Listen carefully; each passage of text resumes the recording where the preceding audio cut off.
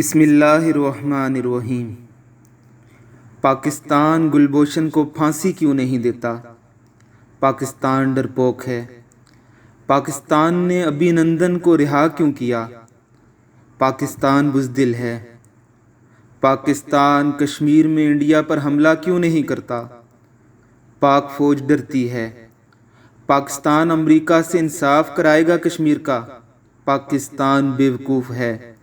پاکستان نے گلبھوشن کو کونسلر رسائی بھی دے دی۔ سب یہودی ایجنٹ ہیں۔ یہاں احتجاج وہاں احتجاج۔ کیا کشمیر احتجاج اور جلسے جلوسوں سے آزاد ہوگا؟ عوام کو پھدو بنا رکھا ہے۔ امریکی غلاموں نے لڑو مارو حملہ کر دو قبضہ کر لو، بزدل ہو ڈرپوک ہو وغیرہ وغیرہ۔ دوستو، آپ آج کل ایسے جملے بکثرت سنتے ہوں گے۔ میں ان کا شافی جواب دینے کی کوشش کرتا ہوں۔ یقین جانیے ایسے جملے اور گفتگو چھٹی ساتویں جماعت فیل، پان سگریٹ کی دکان والا، چائے کے کھوکے والا، نورا نائی جیسے لوگ پھیلاتے ہیں۔ چند پڑھے لکھے ان پڑھ بھی اس کیٹیگری میں آتے ہیں۔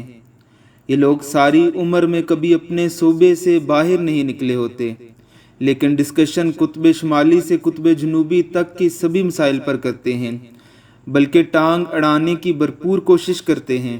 یہ امر باعث حیرت نہیں بلکہ باعث شرم ہے۔ تو پیارے دوستو، پاکستان سب کچھ کر سکتا ہے، انڈیا سے لڑ بھی سکتا ہے، گلبھوشن کو پھانسی بھی دلوا سکتا ہے، مار بھی سکتا ہے، مرنے سے ڈرتا بھی نہیں، لیکن فی الحال ایسا کرنا جان بوجھ کر خودکشی کرنے کے مترادف ہے، کیونکہ عسکری جنگ بھارت سے لڑی جا سکتی ہے۔ اگر بھارت اور امریکہ اور اسرائیل اکٹھے مل کر آپ پر چڑھ دوڑیں تو آپ کیا کریں گے؟ اور باقی دنیا آپ کو ہی دہشت گرد قرار دے کر آپ کو معاشی، اقتصادی اور دفاعی پابندیوں میں کس کر جکڑ دے اور ہاتھ پاؤں باندھ دے تو آپ کس سے جا کر لڑیں گے؟ دوستو، موجودہ دور پروپیگنڈا جنگ کا ہے۔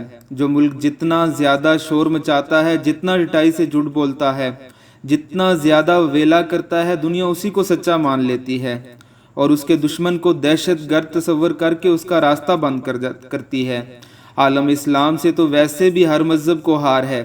انڈیا نے اور انڈین میڈیا نے پچھلے کئی سالوں میں درپردہ سفارتکاری سے اور ذرائع ابلاغ سے پوری دنیا کو باور کرا دیا ہے کہ پاکستان ایک دہشت گرد اسٹیٹ ہے۔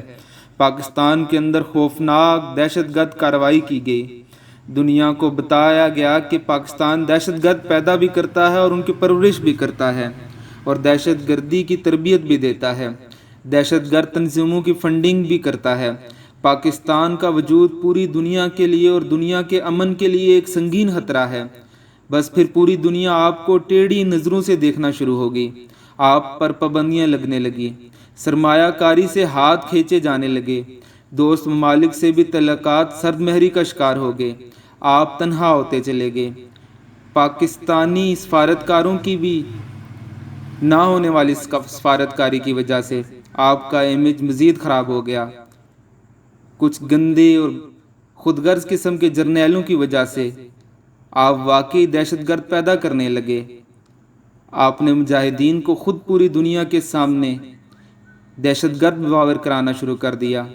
انڈیا کی اس گنونے وار کا مقابلہ آپ کی حکومت نے کرنا تھا، آپ کی میڈیا نے کرنا تھا، لیکن نہ ابلیسی حکومت نے پروپیگنڈا کی جنگ میں انڈیا کا مقابلہ کیا اور نہ ہی ابلیس کے باب میں جرأت پیدا ہوئی، بلکہ ایک نے تو پورے 5 سال آپ کے ملک کا وزیر خارجہ ہی نہیں رکھا۔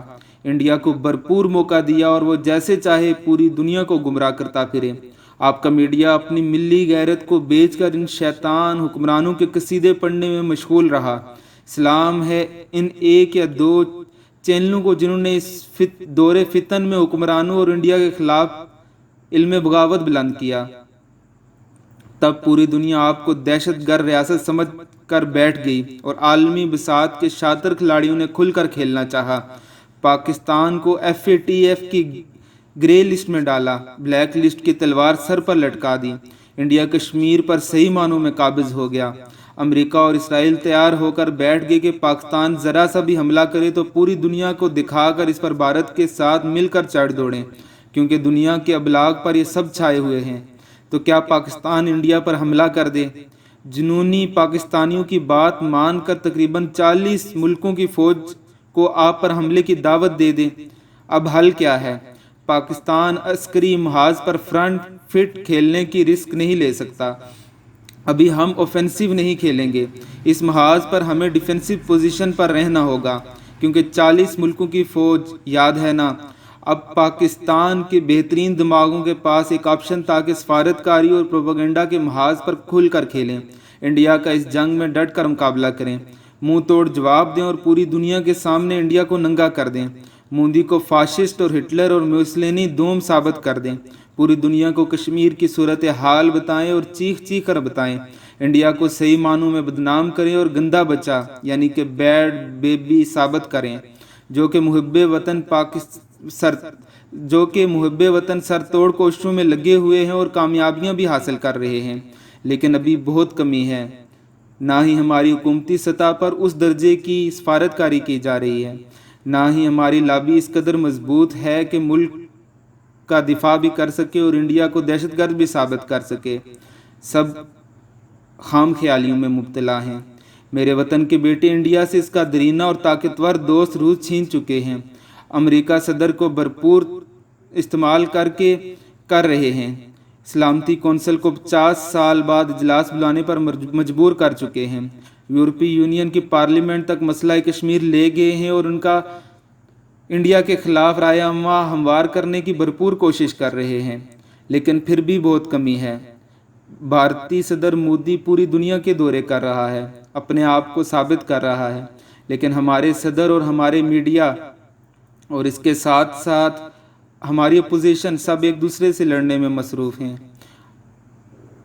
اب سفارتی اور پروپیگنڈا کے محاذ پر تو ہم انڈیا کا تقریباً جارحانہ مقابلہ کر رہے ہیں، بس اس جنگ کو ذرا فیصلہ کن مراحل میں پہنچ لینے دیں۔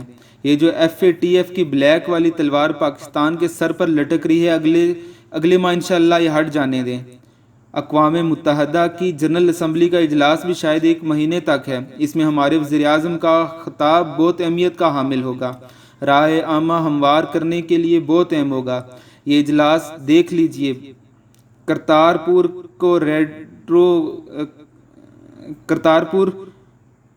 کوریڈور کو کھلنے دیجئے، کیونکہ اس سے سکھ کمیونٹی انڈیا پر پریشر بڑھائے گی، انڈیا مزید کمزور ہوگا اور بیک فٹ پر جانے پر مجبور ہوگا، پھر انشاءاللہ ہم اس پوزیشن میں ہوں گے کہ دنیا ہم کو گڈ بیبی سمجھے گی اور انڈیا کا ساتھ نہیں دے گی، یا کم از کم ہمارے کسی جارحانہ اقدام پر ہمیں بلیم نہیں کرے گی۔ امریکہ اور اسرائیل اپنی اوقات میں رہنے پر مجبور ہوں گے، تب ہم کھل کر کھیلیں گے اور عسکری محاذ پر کھیلیں گے۔ یہاں آپ 27 فروری کو ضرور یاد رکھیے تاکہ آپ کو یقین رہے کہ ہم کر سکتے ہیں، اور انشاءاللہ کر کے بھی دکھائیں گے، کیونکہ پاکستان اللہ کریم کے رازوں میں سے ایک راز ہے، اس کی تخلیق ایک کرشمہ اور تحفہ خداوندی ہے، جو اس کی بے قدری کرے گا، اس کا برا چاہے گا، وہ ہاتھ توڑوا بیٹھے گا انشاءاللہ عز و جل۔ بس آپ خاطر جمع رکھیے، اللہ کریم سے دعا کیجئے، جو پاکستان کے لیے کچھ بھی بہتر کر رہے ہیں ان کا ساتھ دیجئے، ان کی طاقت بنیے، ان پر بوجھ مت بنیے۔ آنے والے عنقریب وقت میرے پاکستان کا ہے اور کشمیریوں کا ہے۔ اللہ کریم میری عرض پاکستان، عوام اور محافظین پاکستان کا حامی و ناصر ہو۔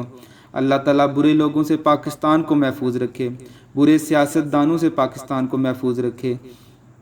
اللہم صلی علی محمد وعلی آل محمد کما صلیت علی ابراہیم وعلی آل ابراہیم انک حمید مجید۔ اللہم بارک علی محمد وعلی آل محمد کما بارکت علی ابراہیم وعلی آل ابراہیم انک حمید مجید۔ یہ تحریر انٹرنیٹ سے اٹھائی گئی ہے، اس لیے اس سے متفق ہونا ضروری نہیں ہے، ہر ایک کی اپنی اپنی رائے ہے اور ہم سب کی رائے کا احترام کرتے ہیں۔